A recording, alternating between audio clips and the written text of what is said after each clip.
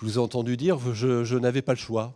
Je n'avais pas le choix parce que ce projet, il est déterminant pour notre région. Et je suis un député de la région. Je pense que Frédéric Cuvillier n'a pas choisi par hasard un parlementaire du Nord pour porter ce projet. Vous avez une mission de reconfiguration et nous, on peut penser mission d'enterrement de première classe. Je m'adresse ici à des femmes et des hommes d'entreprise qui relèvent des défis tous les jours. Et je suis un homme de défi, je suis élu d'un territoire où il faut avoir cet état d'esprit. Donc je n'ai pas accepté cette mission pour l'enterrer, c'est bien évident, et j'ai pris évidemment toute garantie en la matière. Non, je pense que la volonté du gouvernement et de Frédéric Cuvillier est claire, il faut sortir le projet. Il faut que le début 2014, nous déposions à la communauté européenne le dossier qui nous permet d'obtenir 30% de financement. C'est bien ça le sens de votre mission. Après les rapports rendus par l'Inspection générale des finances d'une part et le Conseil général de l'environnement et du développement durable d'autre part, le ministre dit il y a impasse financière du montage économique du projet, il faut le revoir. Alors par quel bout allez-vous prendre le problème? Est-ce qu'on va aboutir à une version low cost du canal Seine-Nord-Europe? Non, il y a trois pistes et trois missions qui me sont conférées. La première, c'est de revoir le projet dans sa globalité en termes de coûts, de vérifier si on ne peut pas maîtriser ce dérapage qui nous amène à 7 milliards d'euros prévus aujourd'hui.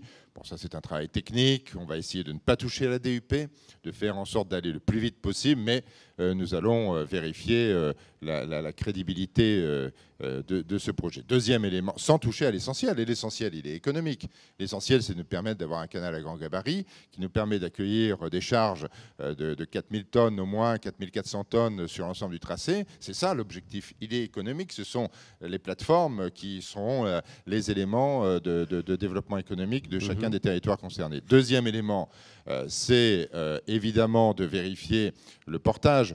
Le dialogue compétitif est terminé, mais en même temps, nous avons besoin des grands majors, nous avons besoin de la force de frappe, de la compétence. Donc, quelle est la meilleure procédure? Ce n'est pas forcément celle qui a été choisie, qui coûte très cher, qui d'ailleurs explique en grande partie le dérapage. Il nous faut y réfléchir et trouver la bonne méthode. Et enfin, troisième élément, c'est évidemment le plan de financement lui-même.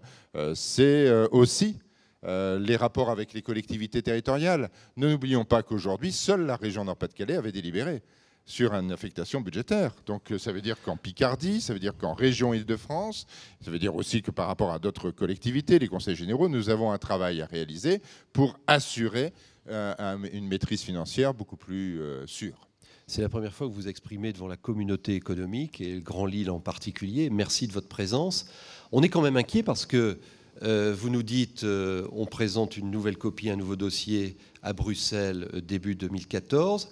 Bruxelles qui a une enveloppe globale de 13 milliards d'euros pour ses grands projets, là où elle avait une enveloppe de 22 milliards dans les précédents projets. Est-ce qu'on ne va pas passer à la trappe?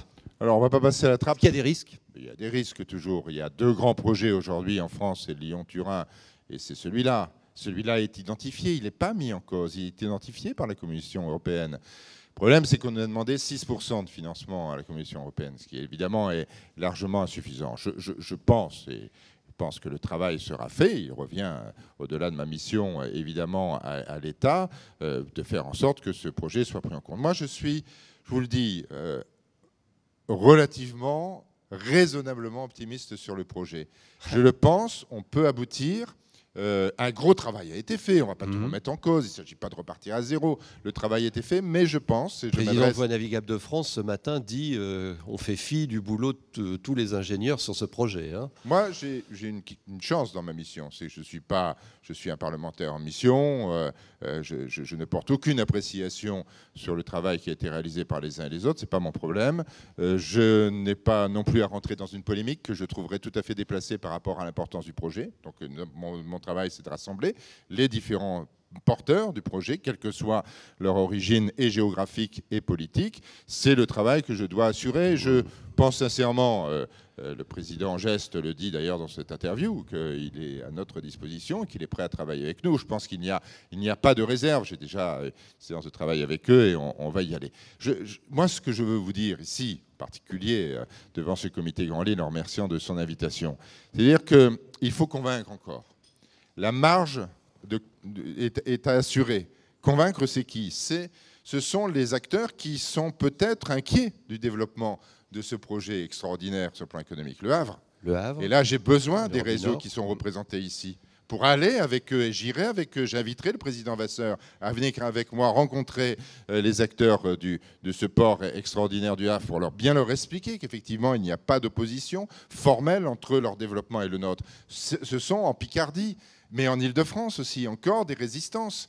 Ce sont des résistances au niveau de l'environnemental que j'ai du mal à comprendre, puisque vous savez qu'un tiers du trafic des poids lourds de la 1 devrait se reporter sur le canal. Donc c'est autant d'éléments qui nous amènent à vous demander de m'accompagner pour que le comité Grand Lille s'est déjà fortement mobilisé, mais que dans les mois à venir, nous ayons ensemble la volonté de convaincre et de convaincre encore, car le projet aboutira s'il y a une volonté politique partagée de l'ensemble des acteurs concernés.